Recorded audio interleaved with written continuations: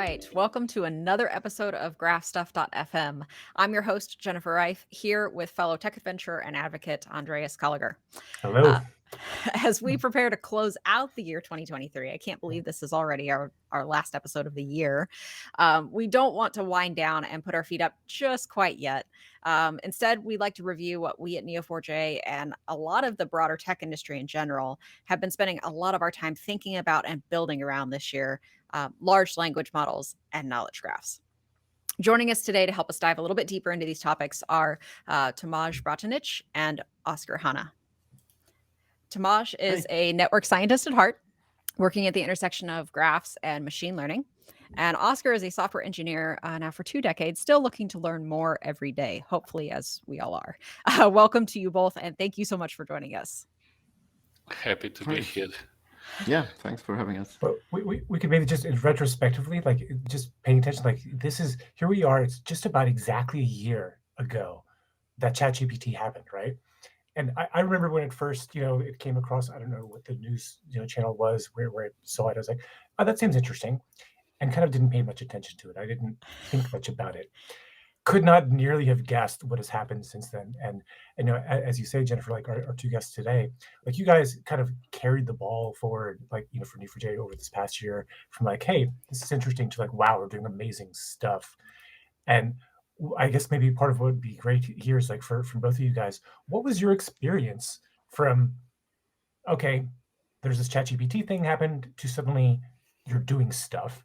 Like, what was that transition like? Like, early on, was this just like busy work, or did it seem like you were excited? Like, Oscar, where were you then? Where was your head? Yeah, good question. Like, first of all, I was blown away of like, okay, I can interact with this thing that actually knows, seems like everything. It's like a magic person to talk to that just knows everything. But it's like the initial thoughts were like, this is gonna change society like really quickly. But that kind of how do you say that kind of slowed down a little bit, that the more you used it, because you saw that, okay, maybe once you go into the details, maybe it doesn't know all that much. It gives you you perceive that it knows a lot, but maybe it doesn't really know all the details. But the transition from chatting to it into, okay, this is still super interesting, but what can we do with it, with data that's not public? I think that's where I started. And initially there were a lot of early experiments of using the APIs once the APIs opened. Well, actually, before that, I think someone published a library that used like in the unofficial APIs that you can use to build apps on top of. So that's where I started to kind of experiment with building all kind of applications to use the API. Kind of like the early hacker days, like, okay, there's something you can use, so let's see what you can do with it, right? Yeah, totally. Cool. And I love what you're saying about like I think that was, of course, been everyone's experience. Like, it really does seem magical, and you hear these metaphors like it's alien technology, or it's like all this incredible power, and the promise of artificial general intelligence is just around the corner. And maybe now we're all a bit more calm about it. Like, it's still really incredible, but it's like really good autocomplete, sometimes really bad autocomplete. In the same way that autocomplete sometimes is like, no, that's not what I was typing. I was typing something else. Like, I feel like you get into those same kinds of corners and problems and challenges with it. Yeah, I feel like it's a bit more than that. It wants to help you, and it's kind of listens, but not really. And it can lose focus, and then it really depends. Does it have a good day? Is it a bad day? It seems moody sometimes. Yes, exactly. And now what we're seeing is basically it's becoming lazier a bit, so it doesn't want to do things. So it's like says, okay, just copy this from other stuff. So yeah, I feel like it's like dealing with, I don't know, maybe not exactly a toddler, but like maybe it's like a happy junior developer. When you first, I guess, were doing work with it, I guess, Tomasz, you as well, like you were there in like the kind of hacker phase before there were official APIs, kind of before LangChain had happened and Llama Index and like, things that have followed on after that. Where did you, I guess, like from kind of a developer perspective, like, okay, this is a cool new toy to work with. What was your first instinct? Like, so I guess, Tomasz, asking you first, like, what was the first thing you're like, okay, here's what I want to try to see what this thing can do? Was it just kind of text, or did you want to try to build stuff with it? So basically, it was the first thing I tried was how good it is at generating cipher statements, because I wanted to do this for a long time. Because I don't know if you're aware, but there was like an English to Cipher project from like 4 years ago or something, and nobody has ever done anything similar, and it takes a lot of work, right? And because how I always saw was basically you've got a knowledge graph in the middle. The input is like machine learning / NLP, which is now LLM, and then the output is also machine learning / NLP, which is now also LLM.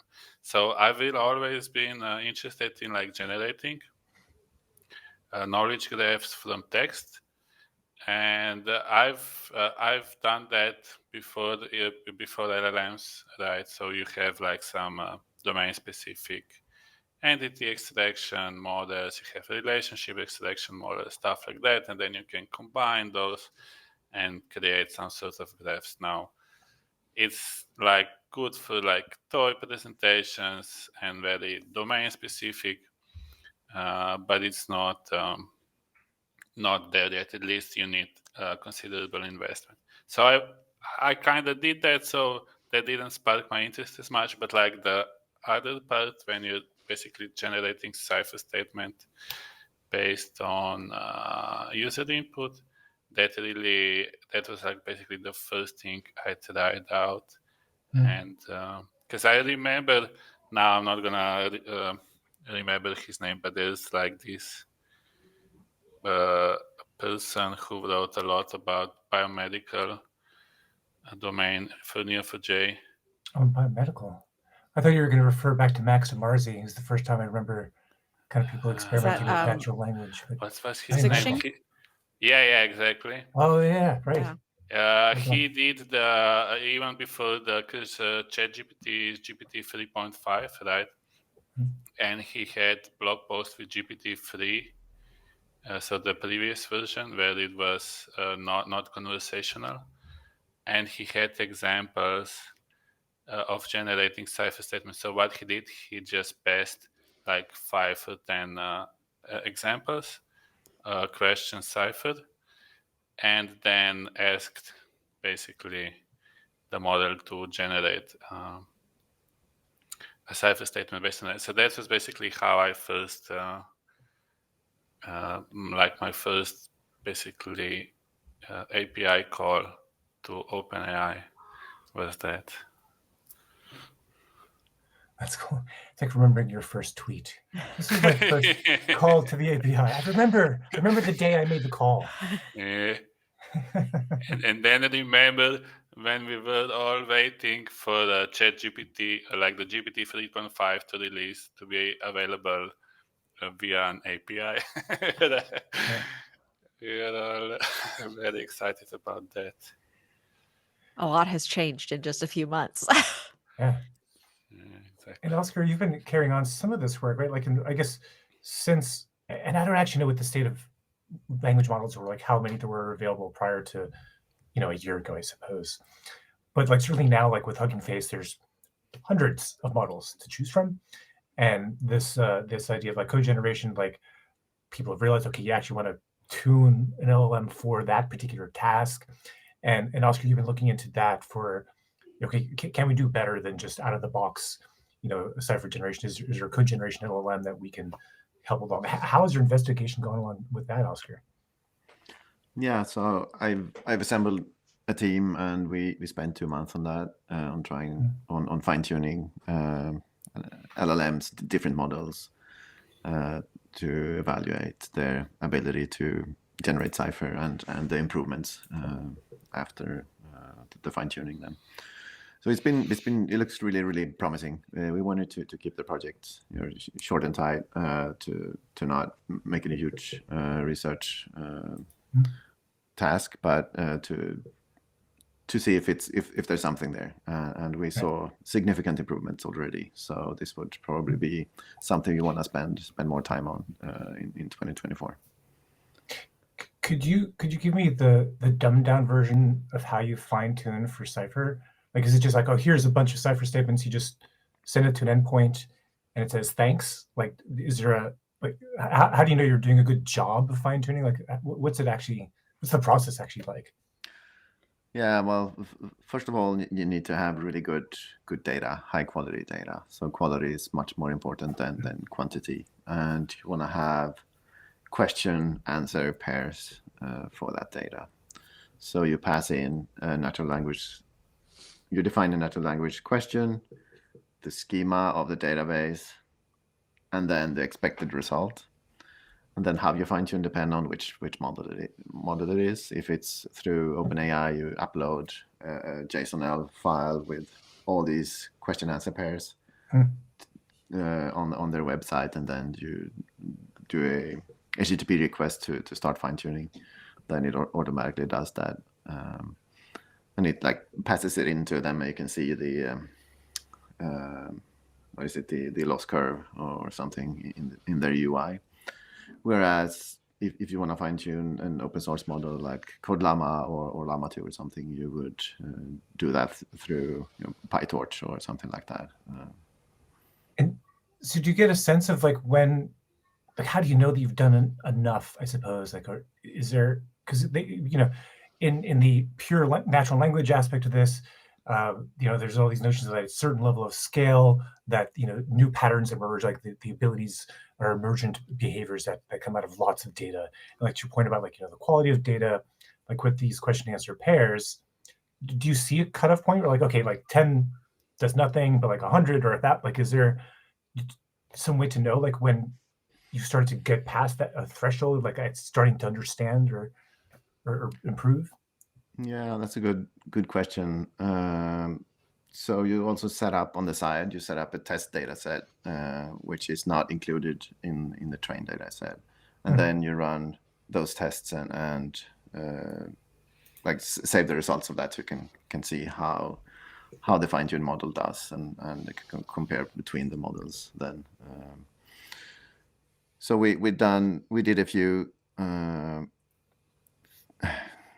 different setups where we ran all the training data once or twice or like I think 7 times at the most. They're like it's called the same data, same data. It's called epochs. You kind of overwrite. You change the weights in the network by doing it multiple times to kind of evaluate can we find what's the ideal number of epochs to use and things like that. But we didn't go too deep into the size of the training data. We always use the same size in this project because of the time restrictions. But we did some of these things. Because we spent a lot of time within Neo4j just on the data side, of course. Like, so here, like, you're actually bridging over into the AI engineering side of the house, I suppose. This may be the right phrase to say. And so you think that like this is somewhere that has been promising enough that we'll probably continue down this path? Like, this is going to be get some usefulness out of it? Oh yeah, for sure. I mean, we want to expose these to our users in our graphical tools, so we can help them author Cypher queries, maybe not automatically in the background, but as a starting point for them to kind of iterate on the query for the complicated ones. So yeah, for sure. So when we've talked to customers about Gen AI, like what they're interested in, sometimes we talk about these kind of the 3 buckets of different data sets you've got. And this is over on if you just have structured data, you already have a knowledge graph or just a graph, you do something like this natural language cipher generation, and that's what that interface would look like. Way on the other side, and actually I should have changed least on my screen, where I'm gesturing. Because where on the other side is where Tomasz has been spending a lot of time. Like, okay, if you have unstructured data or just pure text, okay, there's an entire other pattern that emerges there, right? And I know this has been well tread, but like, Tomasz, you want to lead us through like what you've been doing with RAG and like. Yeah. So first, let me give a disclaimer. Retrieval augmented generation just means that you're passing context to the LLM at query time. So that doesn't mean it's limited to vector index. It can be anything. It can be because the first, like, even if you look at LangChain, what they did, like at the very beginning, they plugged in Google search, right? So you have an LLM that's able to use Google search, and then what I don't know exactly what they do, but basically you look at the first 3 web pages, scrape the HTML and feed that to the LLM, and then hopefully the result is there, right? So the retrieval augmented generation is not retrieval strategy specific. It's anything, right? It could be your mother whispering into the LLM's ear. So it's actually more about retrieval augmented generation being you're actually just getting references from literally anywhere outside the LLM and using that to feed the LLM. Exactly. Okay. So you can have a random dad joke generator that just, whatever the user asks for, you're going to add a bunch of dad jokes to it and then hand that to the LLM. Still RAG. Exactly. And you say, please do not repeat, but make something new, right? So prompt engineering happens just right there, yeah? Yes. So basically, this is like an important, and now why everybody thinks that RAG is limited to vector search or vector similarity search.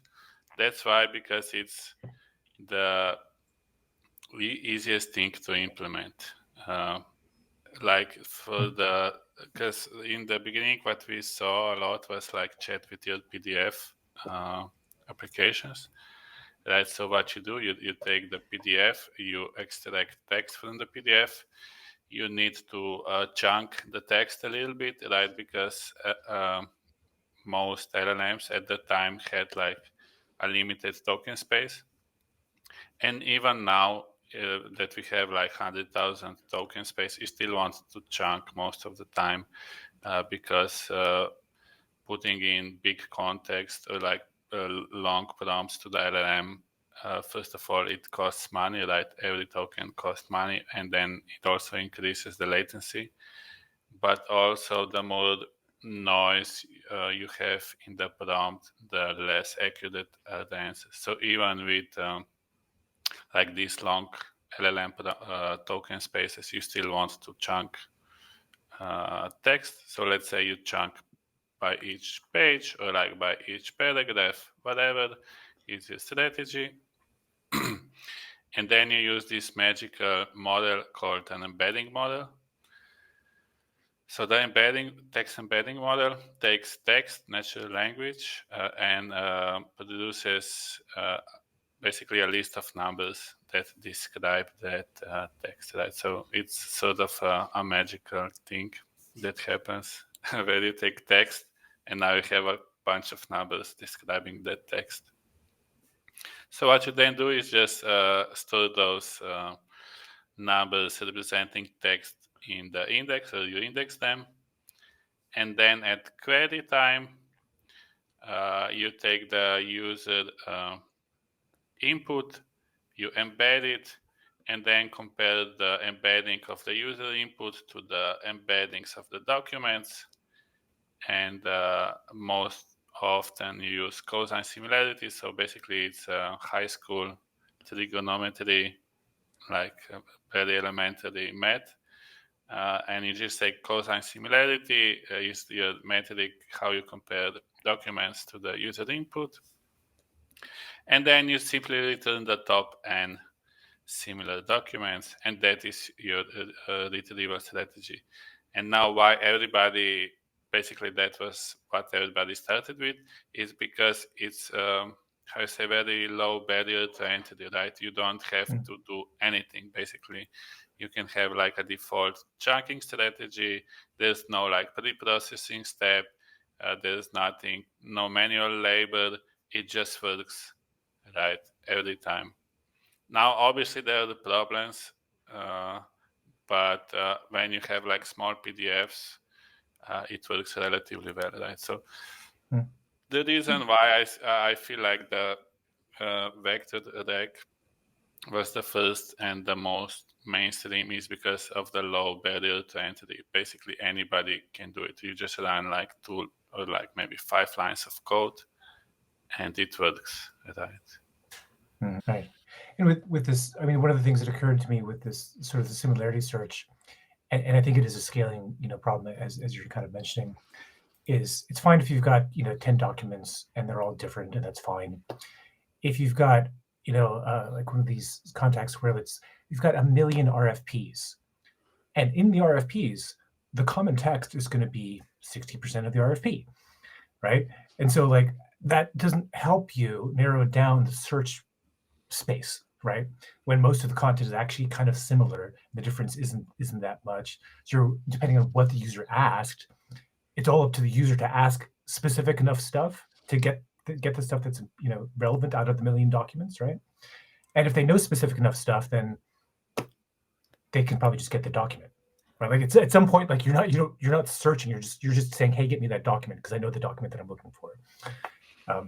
Yeah, and I mean it's also this like little details that not a lot of people were talking about. But when we did the NA-LLM project a couple of months ago, what was that? So the NA-LLM project, maybe Oscar can tell what's the NA-LLM project. Do you want a quick sidebar of that, Oscar? Yeah, sure. That was the first project we started. I think in May, because we saw a lot of interest from customers in this space. So we wanted to start a short project to reach out to them to collect use cases and their general interest, and in the meantime build something in code on the side to kind of see what's the limit of the LLMs today, what can we do today with knowledge graphs and LLMs. So not sure where Thomas is going with this, but that's the background. Let me now continue. Okay, so during the LLM, we also played around with vectors, right? And what I noticed is that I had a specific query. So what it was something like what's the latest news, right? And then a second query was what's the latest articles. And you would think that those 2 queries would return like very similar, because we had our data set was basically a bunch of news, right? So the 2 queries, right? What are the latest news and what are the latest articles? Returned completely different results, right? And it's just a single word, news or articles, right? And who's gonna debug this? Who's gonna optimize these 3 things? Like how are you gonna educate the users, right? Use news, don't use articles, or use articles when you're searching for this, but don't. So it's like there's like a lot of tiny details that aren't mentioned for vector similarity search. It reminds me of one of the many memes around LLMs and Gen AI is that Gen AI is a sock puppet, right? That it's really just it is you talking to yourself, and okay, maybe it knows more than you do, but like it is so dependent on it's you operating the thing, like whoever that hand is going to change what the responses are, and like it's fascinating. Does your intuition, Tomasz, say that like for that kind of nuanced difference between answers for articles versus news, is that a problem with the embedding? Is that like what do you think is kind of root cause there? Like how does that happen? Like maybe it's not even a problem. It's just how things are, right? Because maybe news and articles are not the same thing, but in your like specific domain or like with your specific data set, they are. But like in the real world, maybe news articles, and articles are not the same thing. Maybe articles are more like research papers, and news are more like news. So it might not be a problem per se, but also like things hidden in the embedding model that you, first of all, have no influence over. Like now we see that there are like emerging strategies for fine-tuning embedding models, but basically it's very opaque also, because you basically don't know, because it's like a magic box. You put in text, you get some numbers out, and just hope for the best, right? Basically, that's AI. hope for the best. And Are you if being something, prophetic now? You're looking at the future like we can only hope for the best. yeah, and if something doesn't work, like you don't know what to do, right? Because even with LLMs, like there's only so much thing you can fix with prompt engineering. Okay, so if something works, you can give it additional instructions, but then at some point, it just like the ADHD takes over and it just loses focus, like, and then you can't do much about it, right? You just, when you have a demo, you just hope that today it's feeling good. Yeah, I think the soft skill of expression and communication is just not something we've mastered yet. Humans are pretty good at it. I mean, even sometimes we fail at expressing thoughts, eloquently or relatably to other people. But I think that's one thing that computers still lack, is kind of combining that soft skill and really mastering it yet. Which, I mean, understandably so.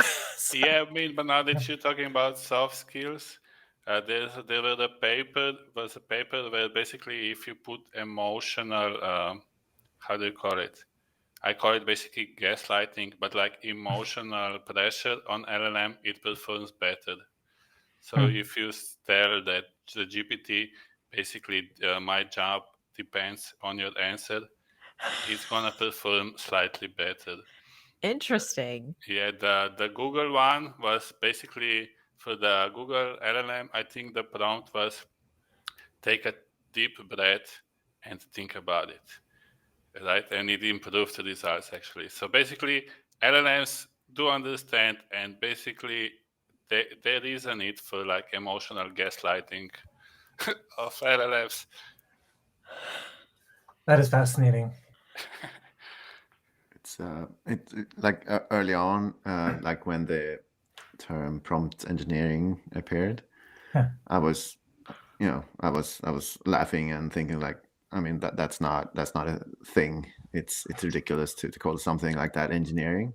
But the more I learn about it, the more true it is, because it's you have to learn what the LLM wants to hear to get what you want, basically.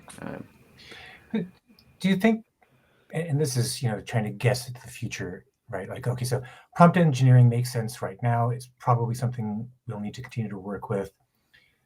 But like thinking about like your comment, Jennifer, about like the soft skills that we have as humans, like we're pretty sloppy and inexact in our communications, except we take so much more than just language when we're communicating with each other, right? Like when it's voice, as it is now amongst the four of us, like it's our pacing, the pauses that happen, the emphasis on words, the ups and downs of the tone, and like at least for us, we can see each other, and we're taking visual cues as well. Like all of that gets fed into like the context of like, is Tomasz thinking about what I'm saying right now? Is he just bored and like looking to get out? Like like I can pick up that without him saying anything, right? And the LLM has none of those clues. It does not get any of that extra context from us that you do when you kind of conversation. So if you're casual in a conversation with the LLM, it's not enough. And so I guess that's maybe what you're getting at with Tomasz, with the kind of the gaslighting, as you said. It's like, okay, you have to tell it, no, take this seriously. You can't hear my tone of voice, but I'm going to tell you, this is very important. So don't mess around. And that changes, the neural pathways that get triggered, and however it was, right? Yeah, and but by the way, now that you're talking about visual cues, like I don't know if you watched OpenAI Dev Day, but now we have vision LLMs as well. So now, I mean, it's just a matter of time. Now we're like at the state of images, but like sooner rather than later, we'll also have like video inputs. So you'll also be able to have an LLM basically look at you and basically hear you and what you're saying and how you're saying. So those cues are coming definitely. Yeah, I was going to say that right now they're pretty good at describing a picture. Actually, like what's in the picture, the mood of the picture, the expression of if there's a person in the picture. So yeah, like if you feed that to the Can you LLM get in some the future. sentiment analysis of pictures? Like these people are happy. Like Yeah. all right, so now we're getting a little bit into predicting the future. So I'm gonna keep you guys on this actually. Like, are we solving problems that are just today problems that next year, like given the pace of improvements, like could you see that some of the things we're trying to solve just simply aren't going to be problems next year?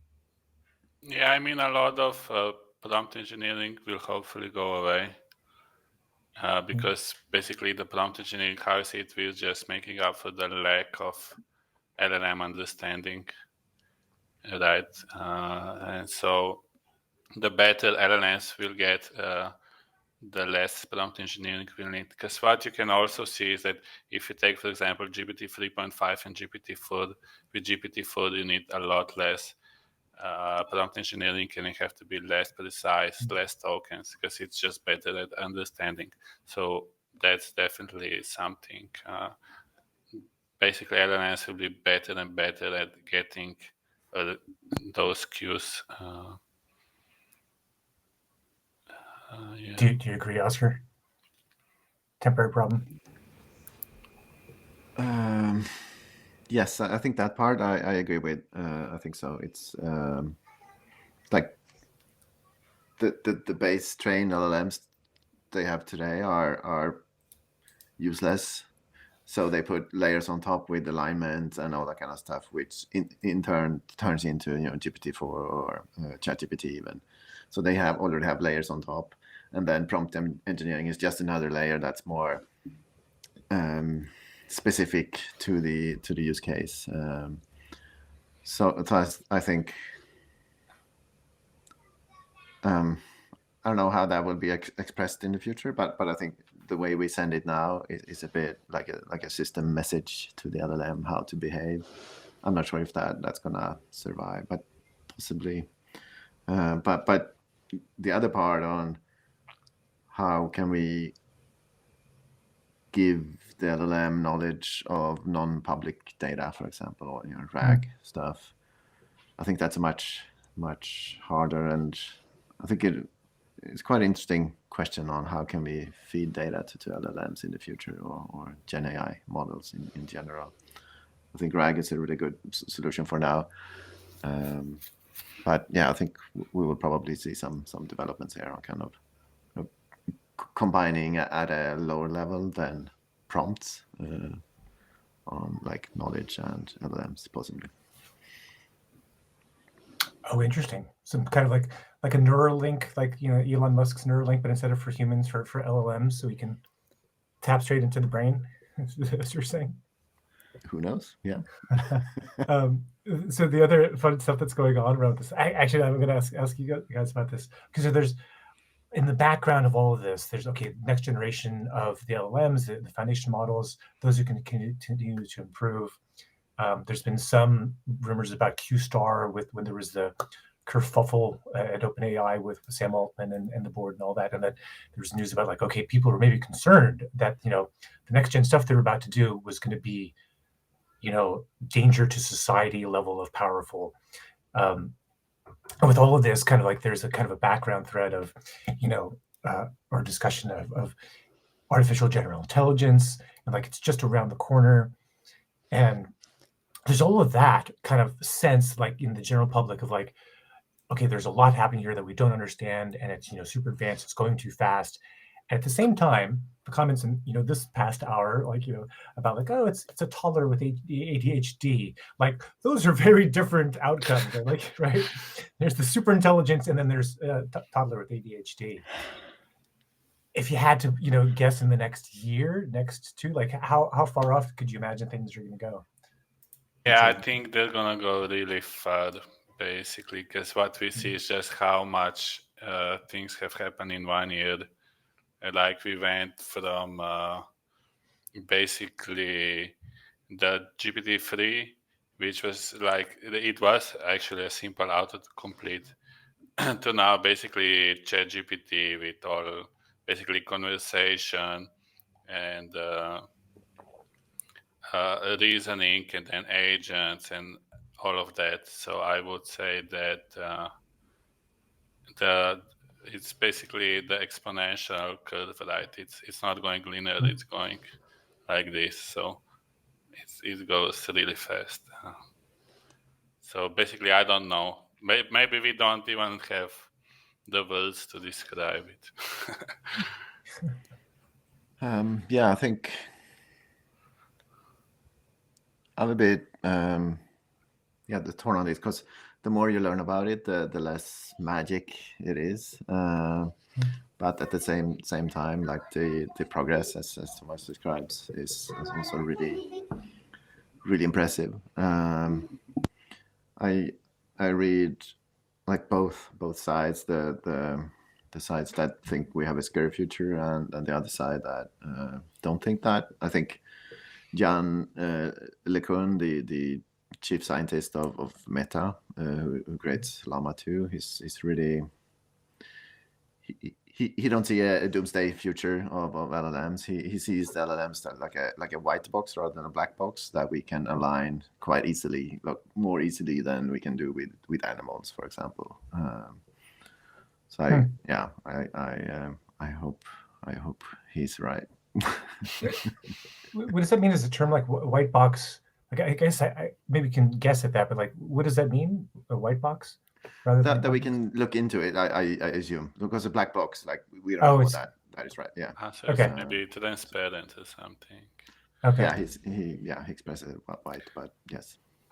Huh. Cool. All right. I know that we're running late into the hour, but I love this discussion. Jennifer, do you have any other thoughts you want to bring to this, or should we? No, I think we've covered, some really good ground that,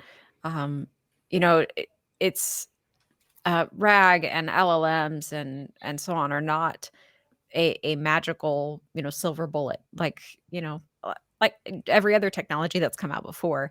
But there's some really amazing things that they can do. There's some gaps that they are bridging, and some dots they are connecting that we've never had access to before.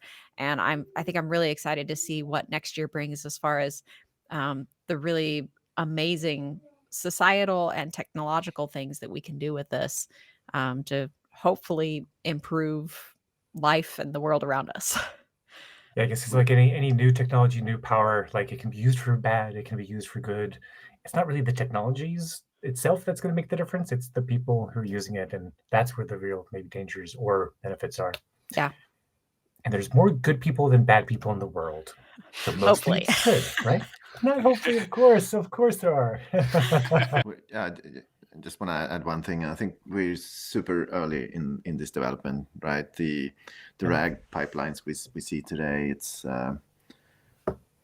we don't really, like, there are no really good way to evaluate the quality of the output of a RAG pipeline. There are a few frameworks, but we're so early. So I think that's I'm looking forward to having more tools to evaluate the quality of the output. So if I make a little change in my chunking, like early on in the pipeline, how does that affect the quality of the output all the way at the end? It's like, we don't have that today. So I'm looking forward to those kind of tools developing in the next year. Yeah. Yeah, and one thing maybe that's mentioned is what everybody agrees is that chat is not the best user interface for LLMs, but nobody knows what's the better alternative. But we all know that it's not the best thing. right? Because the chat interface, basically, you still need to have a lot of knowledge about, if you're using like a rec, you need to have some knowledge what's in the database, like how to basically do follow-up questions, basically how to go in depth, right? There's no hand holding, nobody hand holding you and pushing you along the steps. So I feel like we'll see those like hand holding, guiding hands in UX sooner or later, but I hope that that's another thing that's going to improve. Yeah, the value of your output is going to depend on the value of the input, you know, and how you help provide those better inputs is. Yeah, exactly. It's just something. like you're basically, I was going to say mother, but basically you're asking the question, but it says, "Oh, did you actually mean that, right?" And yeah, I have an answer for that. No worries, I understand what you're talking about. It's the Yeah. dialogue more, right? Yeah. So that's good. There's basically a design challenge here that we don't know the right path forward for. That's interesting. Huh? Okay. Do you guys want to stay around a little bit longer? Jen, we can maybe go through our tools of the month. And Yeah, I mean, I have to drop off. I'm sorry. Oh, but because he's got to write another blog post about. I got to join another meeting. I'm sorry. Let's see how much more content Tomasz can produce before the end of the year, I mean, right? I'm waiting on Andreas. He owes me blog content. Ghostwriting will happen as soon as I finish this. Okay. Well, we definitely appreciate your input, Tomasz, and thank you so much for joining us. Yeah, happy to join you as well. Cool. Okay, so see you soon. All right, Tomasz, take care. Bye. Cheers. Okay, so we want to dive right in with our tools of the month. Yeah, shall we? We've got only a little while left in the hour. Yes, we'll scoot through our community stuff here very at the end, Andreas. But for my tool of the month, we like to highlight kind of tools we've been enjoying, or favorites of ours, or anything we've been really using the last month or so. And one that I have not used yet, but I'm really excited about is there are some APOC procedures that have been added recently. I just found out about this yesterday, that are embedding procedures. So you can generate embeddings, you can create cipher statements, you can query Neo4j, and just have it describe the model to you and a few other things. So I'll put a link in the show notes for that. But I found, as I'm kind of digging into the LLM stuff more and more, and RAG, a complicated thing is, well, I have this data, but I don't have embeddings for it.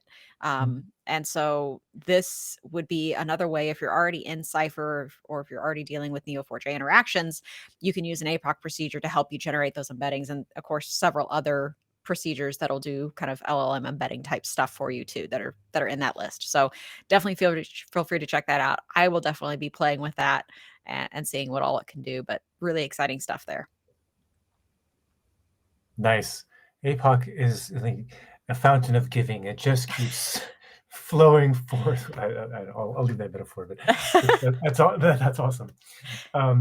I have a really bad LLM. I have a very small context window, and I might have mentioned this tool before.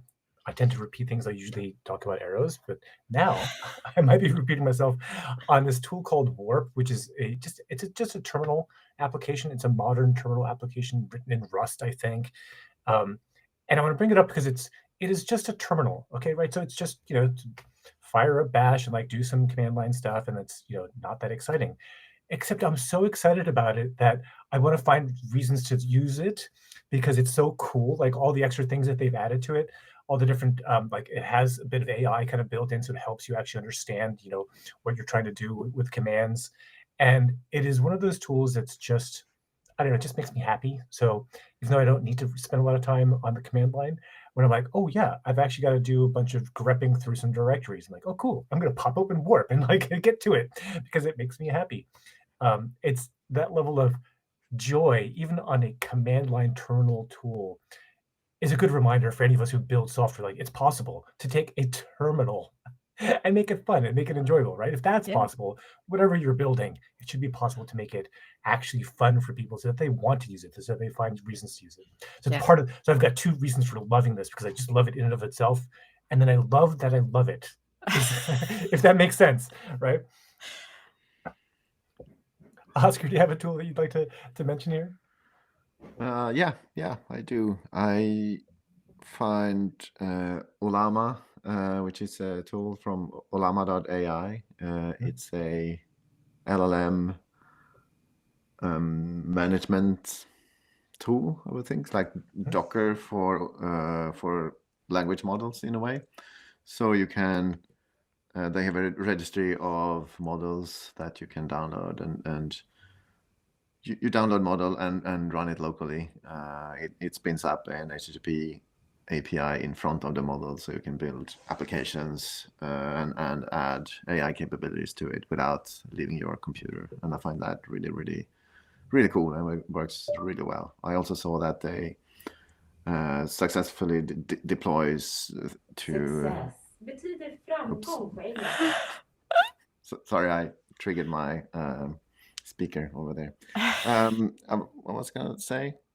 Yeah, I see that they have deployed to production environments as well. So you can kind of develop locally and then publish stuff, open source models like Llama 2, Code Llama, or everything. Yeah, I find it really useful and super cool to run it locally. Awesome. And that was part of the Gen AI stack that you guys worked on. Oh yeah. DockerCon, right? Exactly. Yeah. So I still use it like almost every day.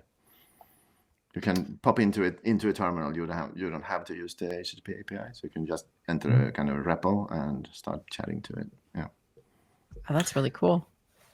I wonder if there's warp integration with Olama. Cool. Thanks for that. And this is for people who have been waiting to hear about it. Jenna, is there any Neo4j news that we should be bringing up? Yes, new Neo4j and Graph News that's out there. We actually have 2 brand new Graph Academy courses for LLM fundamentals. This one just kind of walks through the introduction and kind of definitions and terminology and building a kind of, I won't say simple or basic, but kind of a starter app, if you will, to work with LLMs. If you're new to LLMs or even just the Gen AI space in general, no matter your language of background, I think there's a lot to be pulled from that course.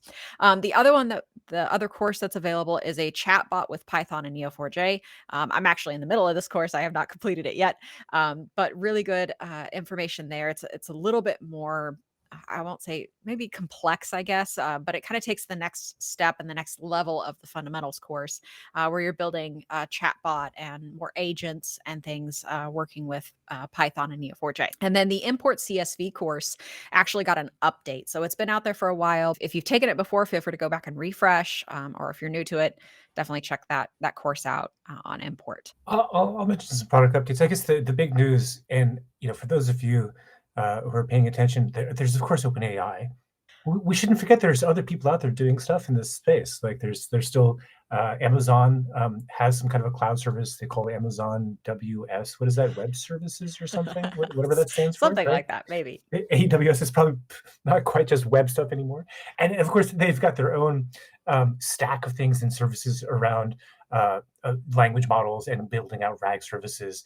And there's this fantastic new partnership between Neo4j and AWS that's been announced as part of this week. We're just going through AWS reInvent while we're recording this here today. And so the AWS Bedrock, using that in integration with Neo4j has just been announced this week. So we're pretty excited about that. There's a whole slew of things that are possible, kind of clicking some buttons to get through some panels and things, but you can kind of get stuff going up on the AWS in the traditional way there. So that's pretty exciting. Yeah. We're pretty happy about that. Looking at articles and other content that's starting to be released just over the last few months. So I feel like we're getting to the end of the year. Things are not moving quite as quickly, maybe, or they're kind of ramping down a little bit before the end of 2023. But actually, there's some really amazing pieces of content that I've kind of looked through and seen pop up over the course of this month. The first one is RDF-lib Neo4j, a new era in RDF integration for Neo4j. So it's a blog post out on the Neo4j developer blog, but it's an alternative or another option for importing RDF data. So if you've dealt with this area before, Neo-Semantics has kind of been the go-to, but it only works with local instances, where this new RDF-lib is a Python library, and you can use it with cloud-hosted databases now as well. Py2Neo, for those of you who have maybe been around the space, Neo4j for a while, has now come to end of life. So the Python library Py2Neo, a way for Python developers to interact with Neo4j, kind of like a driver, if you will, but just building a little bit more integrated with kind of the Python mindset and some features and functionalities that Python developers are used to or that are really nice to have. So it became end of life this year. And so there was a blog post written for helping you migrate off of Py2Neo onto other solutions. So the recommendation is to either go to the Python official driver or to something like NeoModel. And the blog post will walk you through which one of those to use where, how to migrate off of it. But the examples are going to give you a migration path for NeoModel. Enforcing data quality in Neo4j5, new property type constraints and functions. I've had lots of user questions over the years asking, well, how can I ensure data types for the data that's getting pushed into Neo4j? And because we're schema free or schema optional, if you will, or schema flexible, however you want to use that term it, this hasn't previously been possible, but now there are new checking of data types functions that are in the new Cypher. And you can also add new constraints to restrict the data types for properties. So it'll mention the blog post walks you through all of this, gives you sample code and shows you where to go for more information. But it also talks about a few edge cases where the constraints and the functions may not work like you expect them to work. So a few gotchas and pitfalls to be aware of as you're using these new features. The next one, Tomasz had actually mentioned, I believe, looking at taking older solutions and modifying them and using them with LLMs now this year. And so this was a blog post analyzing annual reports using LLMs and graph technologies. And the author was looking at a solution they had built, a Neo4j colleague had taken this solution they built back in 2019. They'd used a lot of NLP technologies and such, but they were saying, how can we update that and maybe improve it using the new technology of LLMs? So what does that updated solution look like? So instead of leaning heavily on those NLP APIs, the LLM can do some of or maybe a lot of that work. And so he walks through that, which I think is really cool, that not only are we looking at what can you do now and in the future with LLMs, how can we improve existing solutions or older solutions and maybe make them more possible or better than what they were at a previous point in time. So really cool article there.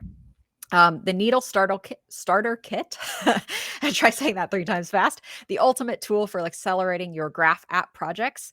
There's an article out there for that. These are the Needle Starter Kit is out-of-the-box components for developers to use when you're developing applications and interact with Neo4j. So this just kind of gets you up and running, building applications with Neo4j. Kind of, I almost think of it like a Spring time leaf starter. It gives you kind of the base outline for the app, and then you can customize and fill in gaps and build some cool things from there. So the last article that I came across was by Nathan, clustering graph data with k-medoids, which sounds way complex for someone who's not super into algorithms or not super steeped in algorithms. But the article goes through and really explains what k-medoids is. It's an algorithm that's similar to k-means. It's an approach for finding clusters in your data.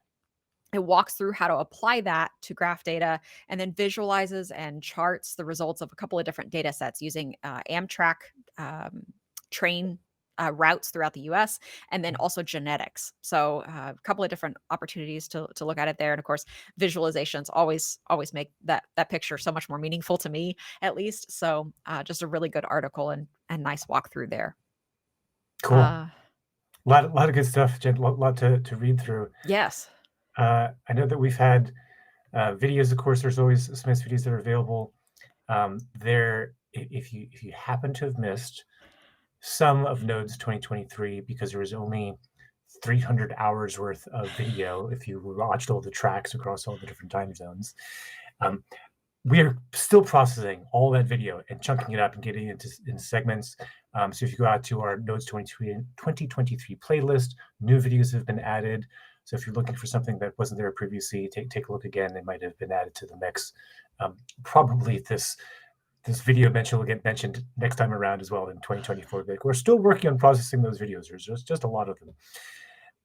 There's also, and I haven't watched this one yet, but there's a video around humanitarian AI. There was a meetup, I guess, around this using IATI data, which is an acronym that I'm not familiar with. I'd have to try to guess what that is.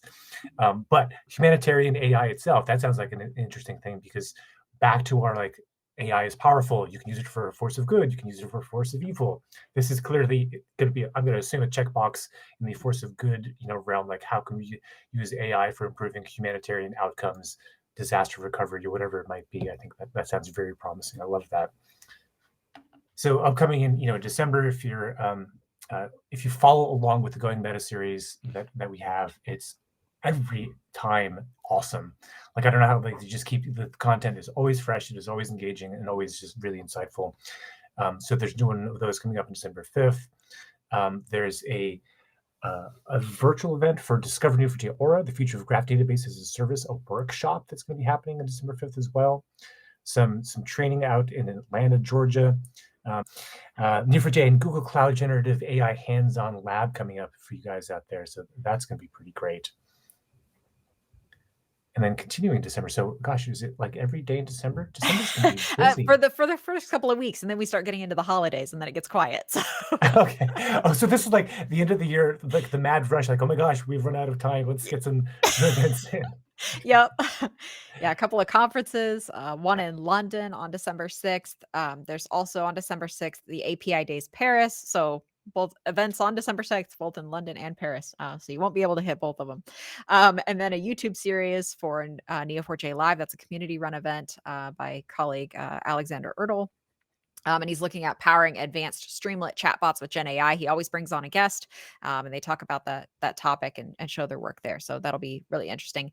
The conference from London that was happening on December 6th is also on December 7th. So a repeat of that. There's a lunch and learn for tackling Gen AI challenges with knowledge graphs, graph data science, and LLMs, also on December 7th. On December 12th, there's a meetup for Graph Database Melbourne.